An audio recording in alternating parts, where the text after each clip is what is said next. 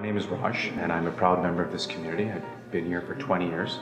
In June of 1995, I started Greenbrook Pharmacy in the Forest Hill area, and I've never looked back since then. This community has been very kind to me, very supportive, and my entry into politics is based on the fact that I want to give back to my community. And I want to work hard to make sure that the challenges and the issues that they're facing, that I will be able to use whatever talents or skills that I have to make sure that I can problem solve and advocate for my community at the highest levels. Well, over the last 20 years, I've seen different things happening in the community. A lot of jobs being lost, a lot of seniors having difficulty making ends meet, a lot of young people not having the ability to find work. So all of these things over the last 20 years, I felt have started to deteriorate the situation here, and there's been no call to action. There's been no policy that has tried to address these issues. And so I felt that I was at the right stage of my career and the right stage of my life, and with maturity and wisdom to do what I could to help my community. So I have such a broad-based amount of experience. I mean, I came to Canada when I was 1.5, so I understand the challenges facing first generation and immigrant communities.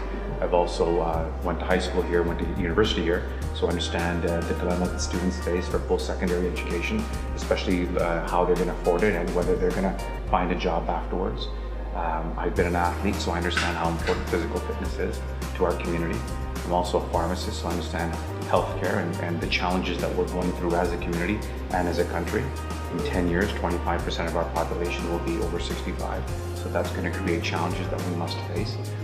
Right now in Canada, we have more seniors than we have young people, and so that's another issue that we're going to have to face. So, plus I'm a small business owner, so I understand the economy and the struggles of small business owners. So I think that my life has been such that I've had the ability to have such a broad base of experience that I can speak to anyone about any particular issue and find resonance with that person and do the best I can to problem solve. He listens and he thinks and he absorbs and he collaborates and he will work with a group of people to come up with a solution. I think one of the things that is missing in our current politics is that people don't listen. They're not listening to each other. They're shouting over each other. And we have different political parties that don't believe in collaboration, don't believe in collaboration with provinces, don't believe in collaboration with the municipal leaders. And I think Justin has that inside of him where he believes that the best solutions will come when all of us get involved and all of us participate in the political process. And he listens and he collaborates, and I think that's why he'll make a fantastic Prime Minister. The experiences that I've had, the support that I've had in the community, the encouragement. I'm also a very hardworking guy, and as a pharmacist, I realize that a lot of people are facing challenges, and I'm a problem solver by nature. So when someone comes to me with a challenge or with a difficulty, it's in my nature to problem solve, and I have the same qualities. I listen. As a pharmacist, the first thing that you learn, you always have to listen first. Listen, absorb, look at all the details, analyze every option, and then come up with a solution. And I think that's what's missing in the politics today, is that people aren't listening to each other. They're just coming up with their own points, with their own political agenda, with their own political ideology.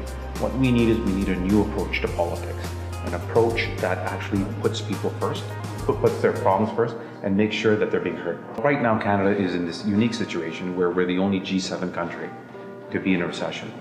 And the only way that we are going to come out of this recession is by being preemptive and proactive. We're the only party that wants to make strategic investments, not only in our communities, but also in our people. We have a huge infrastructure project that we've announced, $125 billion over 10 years, which will include investments in public infrastructure, which will include investments in social infrastructure, also investments in green infrastructure, because the economy and the environment have to be in balance. And we're the only party that's discussing these things. We're the only party that has a real plan that's fully costed, that has been analyzed by former parliamentary budget officers, by the former governor of the Bank of Canada, who said that our plan makes sense. It's a real plan for real change.